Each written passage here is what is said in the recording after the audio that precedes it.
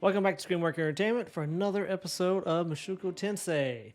Episode 4 just dropped called Letter of Invitation. And man, I really like this episode. Something about this episode, its animation was different. It seemed more polished, brighter than the previous episodes.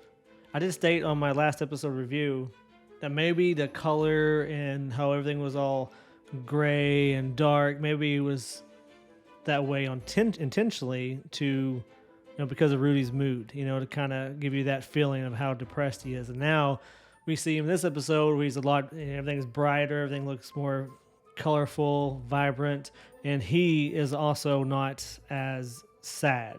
Still got the issue, but I thought this episode was really good. The way the animation looked, the colors, man, it was so good. I was so blown away. So even though Rudy's still struggling this episode, this episode was a lot of humor. I really thought it was funny. That's mostly due to Elise. Now, I'm sorry if I'm pronouncing that wrong. I am not good with these names. But I really like her character. And the more, we learn about her, the more interesting she becomes.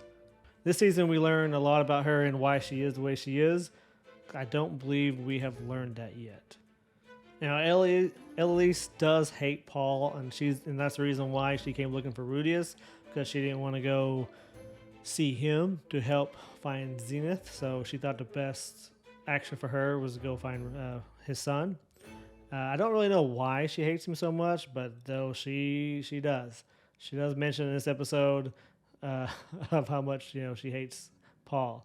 But anyways, let's get into one of the coolest parts of this episode, and that was the red dragon fight. And this was done very, very well. Animation also top notch. I was so worried they were going to skip over this, kind of like they did with that large tree tenant a couple episodes back, but they didn't, and it was so awesome. And I even went back to read the light novel to reread this part of it, and you know what? It actually was better in anime than in a novel. Like I feel like the fight was even longer in the anime, even though it was pretty short. But it was still great, beautifully drawn, and I was so worried they were going to skip over this. The fight with the red worm or red dragon, whatever you want to call it, really sets up Rudy's power level, his status, his story, all of his accomplishments. That's when they really start spreading everywhere. And this is how Elise, was able to find him. And he was really known for a lot of his accomplishments, that being one of them. Him pretty much single-handedly taking down one of these red dragons, which almost nobody can do, besides Orsted. If you don't remember, Elise was introduced in season 1 when Roxy formed a party with her and Talhand, if I'm saying that right, and they went searching for Rudy and the rest of his family. Now Elise has finally found Rudy, and she came to give him a message that they found his mother, or not really found, but located. At the end of season 1, Roxy was speaking with the Demon Emperor, Demon King, whatever her name is. I'm not even going to try to pronounce her name. And she told Roxy where Zenith's location was. And Zenith is located in a labyrinth city of Brapa. Now that Rudius knows where Zenith is, his thought is, I'm ready to go. I'm going to go straight there. But turns out it's almost winter. So at least a year travel to this location. But Elise, tells him, hey, don't worry about it. Roxy's there. Roxy's with Paul. They've got a large party. They'll be able to handle this, they'll be able to do this by themselves. By the time you get there, it should all be done and over with. So, he really tries to ponder, what he should do next. So he decides, well, I can't really leave anyways, so I'll just stay here, for a year. But at this time, this is where it kind of gets pretty funny.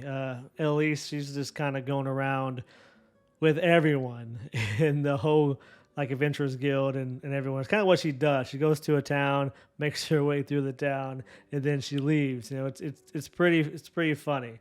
So, and when she's with Soldier, I thought that was pretty funny how he was kind of freaking out. He's completely smitten by her, and it turns out he's not the first party or first member of that party who's been with her. It's like all of them. He's like the last one. I just thought that's really funny. And then how Rudy is trying his best to get by, and then she's over there at all times, like laying in bed with him, naked and being with all these other guys, but he's like, he can't do anything. It's just driving him crazy. It was a lot of humor in it. I thought it was pretty funny. There's a lot different tone than what we've been getting in the previous episodes, but it was really good, and it was a good change of pace. Turns out Rudy gets a message, a letter, and it's from the college. They're inviting him to the college, and he has to decide, does he wait for winter to pass over and go help search for his mother, or does he go off to college and grow his skills? First, he decides no, he'll wait, and he wants to go search for his mother before he continues on with his life. But he gets a little visit from the man god, and he changes his mind. He said, hey, if you go to the college and do this, there will be a cure for your ED. And that's what convinces him to go to the college. Freaking man god. But there at the end, we get to see the new cast and crew coming up that we're going to be spending time with. We see Cliff. We see the two animal girls. We see Lena and Persana. We also see Zonaba and Silent Fitz, Ariel, and Luke. And there's also a little mysterious girl that we see, but I'm not going to spoil that for anybody. We also see the 6-armed Goro-looking guy, which is he's pretty cool. I really like that character. I don't remember his name though. Sorry. So it looks like next episode we will be at the college, and this is going to start the next arc, I guess you could say. And it's pretty good. I really enjoyed this book as well. I can't believe it was only 4 episodes really, and we're out of the last novel. The one thing that I noticed we did miss is you didn't say anything about Sarah after Rudy left. Sarah talked to the prostitute and figured out what happened and why Rudy pretty much wasn't turned on by her, and just answered a lot of questions for her. And she really wanted to at least say, apologize. We didn't get this in the anime. I guess it's not really that important. But everything else seemed pretty accurate from what I can remember and what briefly I read over. But this was a really good episode. I really liked it. It's a good change of pace. I love the color. I love the animation. It looked really, really good. There's just some parts where just like, man, it looks so clean and so crisp. It just, man, I really, really like this story. And I'm really excited to see it continue. So let me know what you thought in the comments. Is this episode as awesome as what I thought it was? Remember, I am a little biased about this because I like this show so much. So I understand if you don't like it as much as I do. All right, put a comment down in the video. Tell me what you thought about this episode, about the dragon fight. Was as epic as what you was expecting if you read the novels? If you didn't read the novels, was it good? I thought it was great. Let me know what you thought in the comments, and I'll catch you next episode.